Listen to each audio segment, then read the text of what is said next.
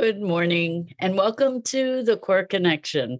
I'm Mira Rubin here with you on Enlightened World Network. And today's topic is either or. Actually, it's both and. Sorry, moving from either or to both and. And we often get caught in polarities and black and white kinds of points of view. And so today we're going to talk about both and. But before we get started, let's take a minute or two to get present. Let's take a deep breath in through your nose and hold it. And imagine clean, crisp oxygen flooding into your lungs, flowing into your bloodstream, nourishing all your cells, all your organs, bringing vital life energy to your body and being. And as you exhale, exhale any tension, stress, negativity, fatigue. And now let's take another deep breath in through your nose and hold it. And this time, imagine brilliant, bright light lighting you up from the inside out, illuminating, electrifying, and energizing all your molecules, all your electrons, and creating a brilliant beam of light and energy from your heart out into the world. And as you exhale, exhale any remaining tension, stress, negativity, fatigue. And now let's press our palms together and vigorously rub those hands together. Feel the tickling, the tingling, the pressure, the temperature, all those sensations. Allow them all to bring you present right here, right now, into this remarkable physical form that enables you to experience life. Welcome, welcome, welcome. And it's Monday, so happy new week.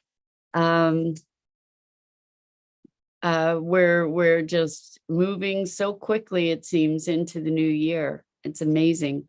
Anyway, let's talk about either or and both and. And we often feel that when we need to make a choice, we need to choose between this or that, and don't get to allow ourselves to entertain additional possibilities and options. And there's a richness available to us if we can expand our perception, maybe, to finding better choices, perhaps. Good morning, Rosalind. Welcome. So good to have you here with us this morning.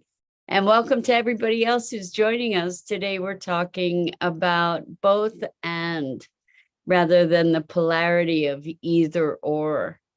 And I'm thinking that when we bring into consideration this notion of both and, we're creating win-win type situations, right? Either or strikes me as an expression kind of win-lose. And Rosalind says, and no more buts, if and or but. So I think that we are indoctrinated in many ways to a black and white, win or lose, gain or loss kind of yes, no perspective. And what's available to us is, rather than having things be purely black and white, what's available to us, if we move into the notion of both and, is that it's more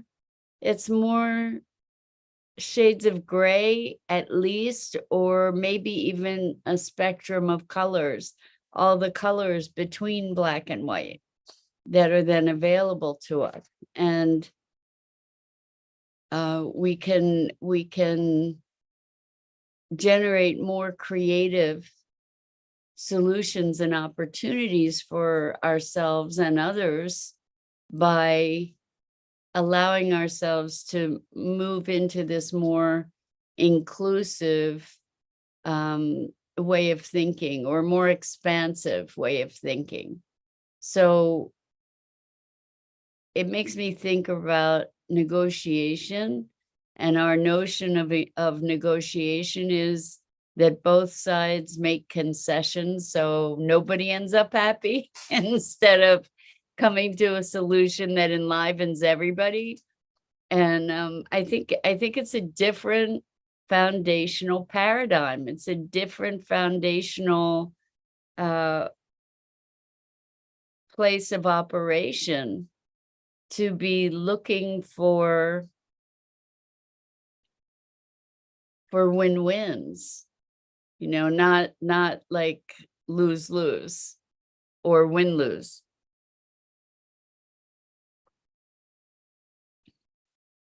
So it's interesting because I was thinking this morning of calling today's conversation the third way. But that has its own implications, and maybe we'll talk more about that later in the week. But so Rosalind says during being triggered. Okay. So win lose, um, either or, both and. During being triggered, are we talking about words to use when it appears that there's a lot of emotional intrusion? That's interesting. I guess you could be talking about that.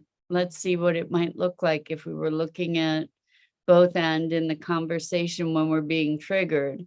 It, maybe we can allow that both parties have their merit, even if I am not in a position right now to be resourceful enough necessarily to address that. And maybe that can come into play, is noticing I'm feeling really triggered right now, and I'm not, if we are able to speak it, that we're being triggered, then maybe I'm being triggered. I can't hear you right now, and I would like to revisit this with you later when I'm feeling more centered. Maybe that's a both and, to allow for our moment of being triggered, and also to allow for a further opportunity to address the situation. That's a both and, I think, is to say, okay, it's not either or, I'm not talking to you anymore. It's I need a little distance, perhaps. I don't know if that's what you were looking for, Rosalind, if that addresses what you were referring to. But when there's a difference of opinion, and we've all encountered quite a lot of that, I think, over this past year or two, where their opinions run high, and the inclination is often to just say, well, we're gonna either agree to disagree, or we're not going to talk anymore, or our relationship is over, or we're just going to not talk about this topic, rather than coming to a place of we both have valid considerations in regard to this topic, and maybe we can come to a richer understanding, where we both have valid points. Maybe there is a place when we step beyond what looks like the conflict to a higher ground, that there is usually a place of agreement. There is usually a place of commonality of values or of intention, that we can then reach some kind of understanding, and we can, it's easier said than done, no question, because we get so attached to our perspectives and our points of view and what we believe is right, and our righteous indignation. However, standing in that righteousness is going to keep opposition. And if there's will, the will needs to be on both sides, I guess, that's maybe the challenge, to have the will, find the will to communicate on a deeper level, to find a both and, so that we can create spaciousness.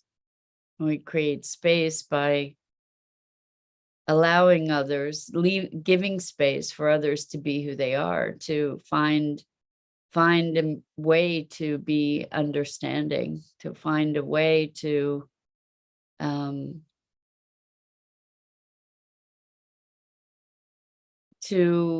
transform the energy, to transform the field of what looks like combatants to a field of communication. Good morning, and good evening to you, Gia. Welcome. It's great to have you here with us this morning. Yay. And we are talking about both and rather than either or. And Rosalind says, putting burden on yourself to accept something. You can't just make yourself accept that. Yeah, I'm not talking about making oneself accept something, because that's not authentic, right? If we're trying to force ourselves contort ourselves into accepting something. What I'm talking about is going to this other place of deeper understanding. So to move beyond the point of conflict, to find some kind of commonality that then recontextualizes the whole conversation. I do believe it's possible. So here's an example. And I know we've talked about this before. I believe we have. An example is, this is from a friend who has an organization that is committed to regenerative farming and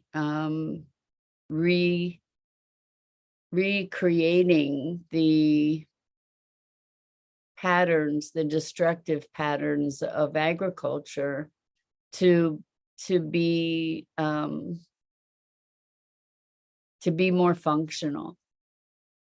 And so, coming along from that point of view, there are a lot of judgments about practices that are current in agriculture that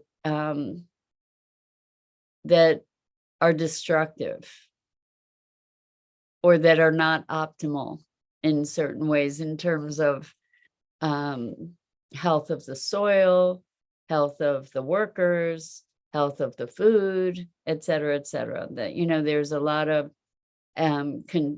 currently accepted practices that, where there are insecticides and herbicides and fertilizers that are used that are destructive, that are destroying the soil, that are destroying the nutritive value of the food, etc. And so it doesn't create a conversation. It doesn't create change. It creates friction to approach people who are using these practices that one holds all these judgments about, by saying, hey, what you're doing is wrong. You need to do it this way instead. But rather, the approach that this group took, which was pretty wonderful and radical, was to approach these farmers that were using these practices and say, hey, I don't know anything about your business, your farm, your methods, and I'm just really curious to learn what you're up to and why you do what you do. What is your methodology? What is your intention? Why are you doing farming in the first place? To be going to the question or the people with human concern and respect, to be respecting that these people are making choices that they believe are the best choices, and to be talking with them to understand what their motivating factors are, and to open conversation, and then to be able to, when their values are expressed, then to be able to look at how to bring together these different areas of knowledge and intention to find a way that might be more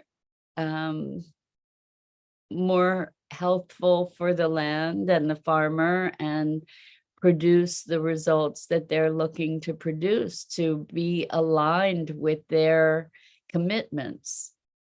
And so it's not a matter of just making yourself accept something, but in this, I told you I took the regenerative practitioner training from Regenesis, and it's called TRP. And one of the things that we were taught is you need to learn to love what you hate. And just that statement can be so activating, so triggering. What do you mean love what you hate? But to pour love in that direction, like to find a way to be present to what's there with a curiosity, so rather than judgment.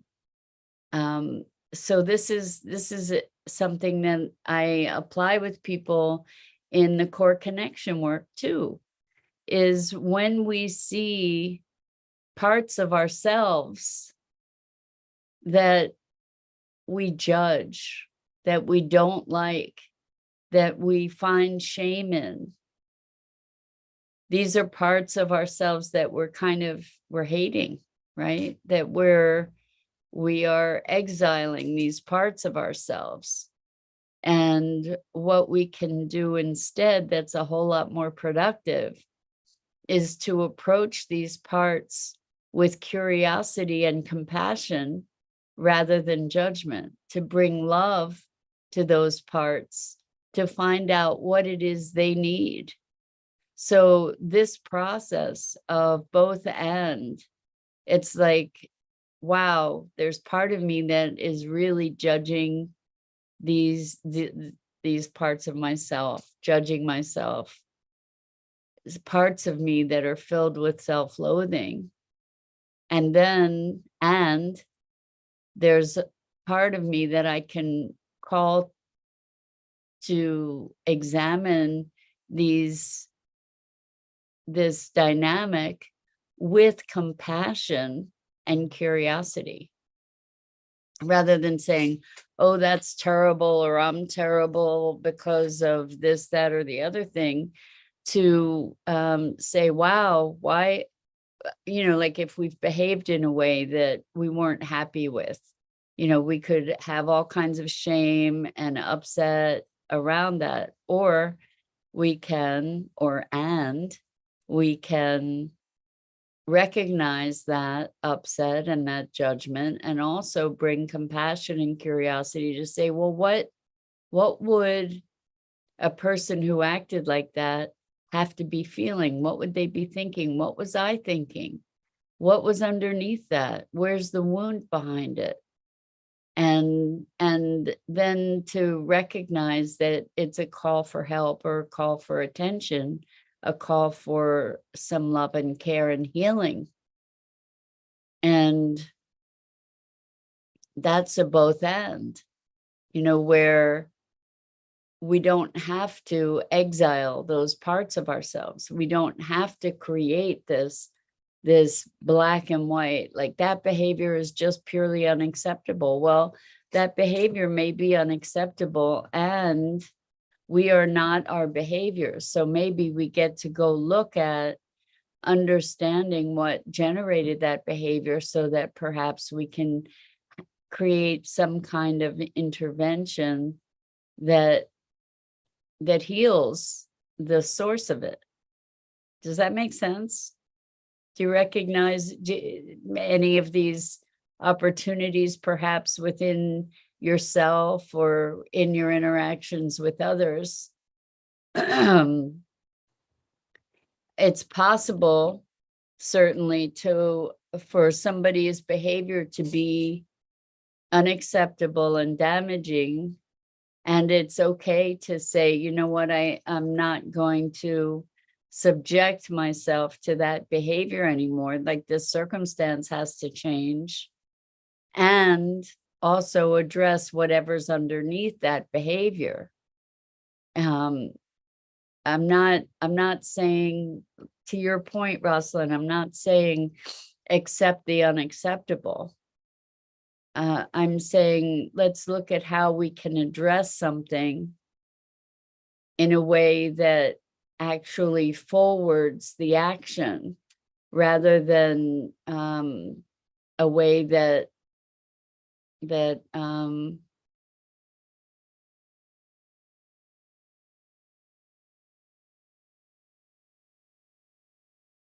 exaggerates the difference, and it's not always, it's not always possible. It takes two to tango, I guess. I mean, we can do it with ourselves. So this is, you nailed it again, Rosalind. So the conversation is internal. Well, it can be. It can be. When we're talking with ourselves, when we're looking at our own behavior, the conversation is internal. And ideally, if we're having these kinds of frictions with somebody else, ideally we would be able to have the conversation with them as well. And we don't have a guarantee that they'd be receptive to it, right? So Rosalind continues, applied to the mind of feeling wronged. If the current pattern is to suppress it, first step is acknowledge it. Right. So if we're feeling wronged, let's acknowledge it. Create a space that is safe to ask, what is the intention? Or what are you trying to protect me from? So accept, this is still Rosalind, accept that you were powerless. Recognize it shouldn't have happened, and accept that it did happen. From this space, invite the understanding and compassion. So, there's a bunch of different dynamics going on here. There's the internal dynamic. For instance, if I did something that I'm not proud of, or that I wish I hadn't done or said, then I get to respond to that. Regarding feeling wronged, oftentimes if we feel wronged by another, we will lash out, right? And react rather than respond. And creating a space that is safe to ask, what's the intention, or what are you trying to protect me from internally, when we're maybe responding out of defensiveness. What are you trying to protect me from? Or why do I feel wronged? Oftentimes, when people do things that we feel wronged or offended by, they're doing their own thing, and it doesn't really have to do with us. It has to do with their reactivity. It has to do with their perception. It has to do with their wounds, and then we respond with our wounds. And so we're jousting from a place of woundedness so often. And when I agree with you 100%, Rosalind, where you say, recognize that it shouldn't have happened. So maybe, like, again, shouldn't, but when we recognize that something happened that we didn't, that we would rather not have happened, yes, we accept that it did happen. And then you're right, from that space, it is what it is. Now what is kind of where we go. And Gia says, I'm working on this in building healthy relationships. It's like holding some space for opposite person's behavior, as we don't have to make them wrong and move ahead. In my experience, Mira, as much as I hold space for the other person, I'm able to hold space for myself, judge myself less. And then I'm able to work on my communication. That's how I can ask in order to not offend the person, as well as I can have my point of view discussed. Trust me, it's working great. First of all, Gia, congratulations. It's awesome to hear that it's working great. And you spoke it so well too, is that as we are more forgiving of ourselves, we are able to be more forgiving of others. So as we hold space for other people, we also hold, or I'll say, as we hold space for ourselves, we're better able to hold space for other people, judge ourselves less, judge them less. And when we are more accepting of ourselves, we have more space to say, wait, what's going on here? Instead of just reacting out of the hurt, out of feeling attacked. As we're more accepting and centered and whole, we're able to respond to somebody rather than react to them, and hold space for them. Like if somebody is really nasty, rather than taking it personally and being nasty back, we're like, wow, are you okay? Or wow, it seems like something's really going on for you. Or look, I didn't mean to hurt you. I hope that we can talk through this, that I think you're not, let me restate what I was trying to communicate, or, where we don't have to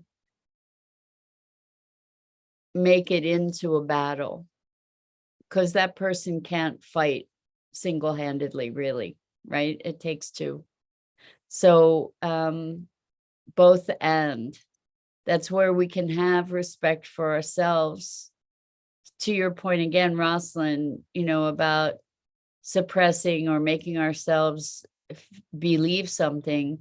It's more like respecting what's going on here, and also recognizing what might be going on there.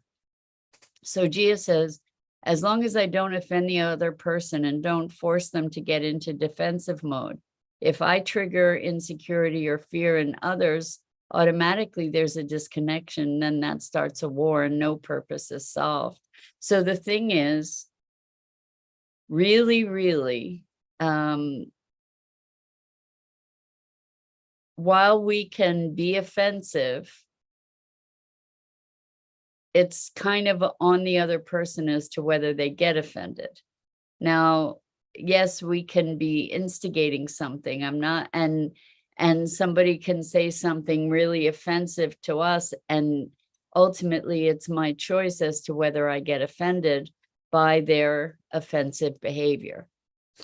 And so it is possible that you can trigger insecurity or fear in others. But the thing is that you don't always know that that's what's going to happen. If you recognize it and it wasn't your intention, then maybe you can speak to that, to say, oh my gosh, I see that you're upset. It wasn't my intention to upset you. You know, that's possible. And ultimately, they're reacting out of their wounds too. So it gets to be kind of a hairy dynamic there, right? But because we don't want to not be authentic. We don't want to turn ourselves inside out to walk on eggshells all the time and try and turn ourselves into something that we're not. And there are ways to say things, you know, like I know when when I feel defensive, that's when the things that I say tend to be more offending. When I feel present and centered, then then I'm better able to communicate, to your point, Gia. So anyway, both ends. That's what I invite you to look at today, is how to invite both and how to be from that space where it is more spacious. It is more spacious for everybody. And with that, I'm Mira Rubin. This is the Core Connection. And I go live here each weekday morning on the Enlightened World Network Facebook page and YouTube channel, and at 9 a.m. Eastern. And Gia says, I agree with you. There are ways to say things. As long as I'm aware, I'm flexible, and it's a bit easier from there. 100%, Gia, 100%. And so I thank you for your candor. And I just am so grateful to you all for engaging in these conversations, being willing to sort of turn the mirror on yourselves and to grow in this journey with me. I am so appreciative. And I invite you to check out the other awesome programming on Enlightened World Network, EWN One with the Earth, and Enlightened World Living. And until next time, so much.